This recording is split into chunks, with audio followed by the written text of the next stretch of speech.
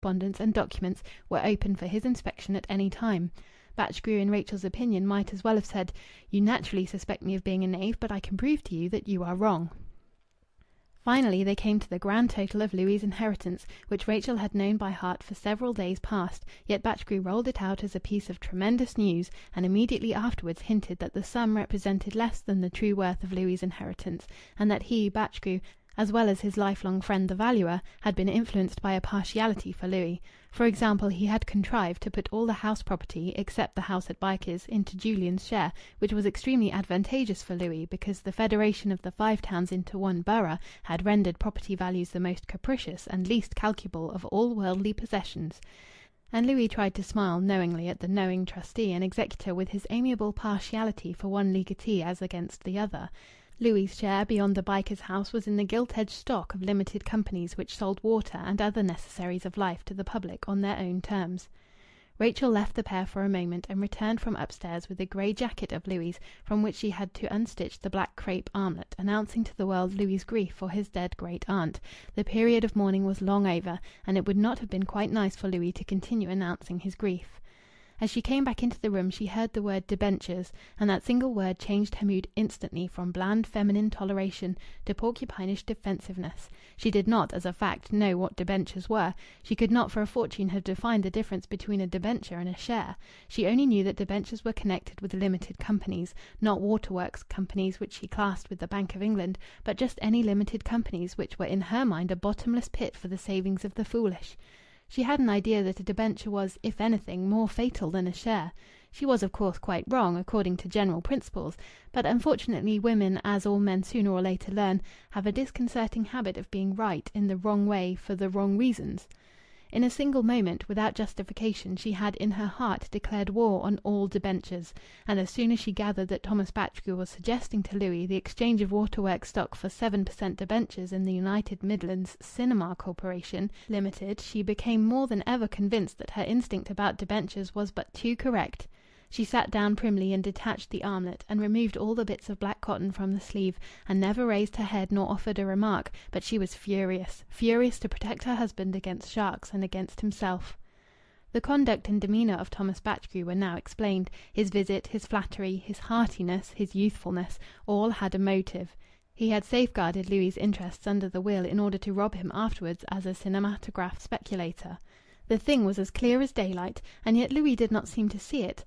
Louis listened to Batchgrew's ingenious arguments with naive interest and was obviously impressed. When Batchgrew called him a business man as smart as they make 'em, and then proved that the money so invested would be as safe as in a stocking, Louis agreed with a great air of acumen that certainly it would. When Batchgrew pointed out that under the proposed new investment Louis would be receiving an income 30 or 35 shillings for every pound under the old investments, Louis's eyes glistened, positively glistened. Rachel trembled. She saw her husband beggared, and there was nothing that frightened her more than the prospect of Louis without a reserve of private income. She did not argue the position. She simply knew that Louis, without sure resources behind him, would be a very dangerous and uncertain Louis, perhaps a tragic Louis. She frankly admitted this to herself, and old Batchgrew went on talking and inveigling until Rachel was ready to believe that the device of debentures had been originally invented by Thomas Batchgrew himself with felonious intent. An automobile hooted in the street. "Well, you'll think it over," said Thomas Batchgrew. "Oh, I will," said Louis eagerly, and Rachel asked herself, almost shaking, "Is it possible that he is such a simpleton?" "Only I must know by Tuesday," said Thomas Batchgrew. "I thought I'd give you the chance, but I can't keep it open later than Tuesday." "Thanks awfully," said Louis. "I'm very much obliged for the offer. I'll let you know before Tuesday." Rachel frowned as she folded up the jacket. If, however, the two men could have seen into her mind, they would have perceived symptoms of danger more agitating than one little frown. "Of course," said Thomas Batchgrew easily, with a short laugh in the lobby, "if it hadn't been for her making away with that 960-odd pound, you'd have had the round sum of thousands to invest. I've been thinking over that matter, and all I can see for it is as her must have thrown her money into the fire in mistake for the envelope, or with the envelope. That's all as I can see for it." Louis flushed slightly as he slapped his thigh. "Never thought of that!" he cried. "It very probably was that. Strange it never occurred to me." Rachel said nothing. She had extreme difficulty in keeping control of herself while old Batchgrew, with numerous senile precautions, took his slow departure. She forgot that she was a hostess and a woman of the world. 3. "Hello, what's that?" Rachel asked in a self-conscious voice when they were in the parlour again. Louis had almost surreptitiously taken an envelope from his pocket and was extracting a paper from it. On finding themselves alone, they had not followed their usual custom of bursting into comment, favourable or unfavourable, on the departed, a practice due more to a desire to rouse and enjoy each other's individualities than to a genuine interest in the third person. Nor had they impulsively or deliberately kissed, as they were liable to do after a release from a spell of worldliness. On the contrary, both were still constrained, as if the third person was still with them. The fact was that there were two other persons in the room, darkly discerned by Louis and Rachel, namely a different inimical Rachel and a different inimical Louis. All four, the seen and the half-seen, walked stealthily like rival beasts in the edge of the jungle. "Oh," said Louis, with an air of nonchalance, "it came by the last post while old Batch was here, and I just shoved it into my pocket." The arrivals of the post were always interesting to them, for, during the weeks after marriage, letters are apt to be more numerous than usual, and to contain delicate and enchanting surprises. Both of them were always strictly ceremonious in the handling of each other's letters, and yet both deprecated this ceremoniousness in the beloved. Louis urged Rachel to open his letters without scruple, and Rachel did the same to Louis, but both, Louis by chivalry and Rachel by pride, were prevented from acting on the invitation. The envelope in Louis's hand did not contain a letter, but only a circular. The fact that the flap of the envelope was unsealed and the stamp a mere halfpenny ought rightly to have deprived the packet of all significance as a subject of curiosity.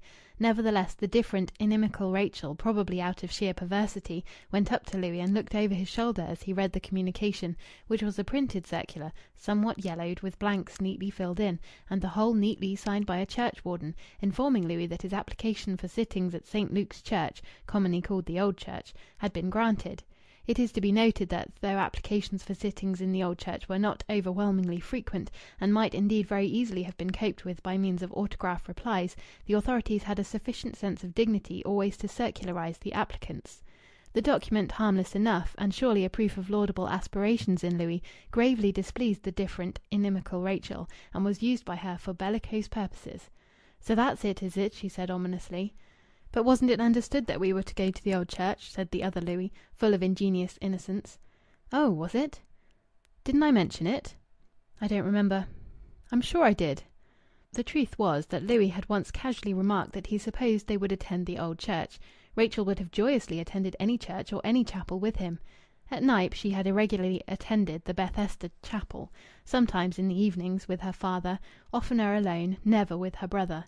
During her brief employment with Mrs. Maldon she had been only once to a place of worship, the new chapel in Moorthorne Road, which was the nearest to Bycars, and had therefore been favoured by Mrs. Maldon when her limbs were stiff. In the abstract she approved of religious rites. Theologically her ignorance was such that she could not have distinguished between the tenets of a church and the tenets of chapel, and this ignorance she shared with the large majority of the serious inhabitants of the Five Towns. Why, then, should she have pulled a face, as the saying down there is, at the old parish church? One reason, which would have applied equally to church or chapel, was that she was disconcerted and even alarmed by Louis' manifest tendency to settle down into utter correctness. Louis had hitherto been a devotee of joy; never as a bachelor had he done aught to increase the labour of churchwardens, and it was somehow as a devotee of joy that Rachel had married him.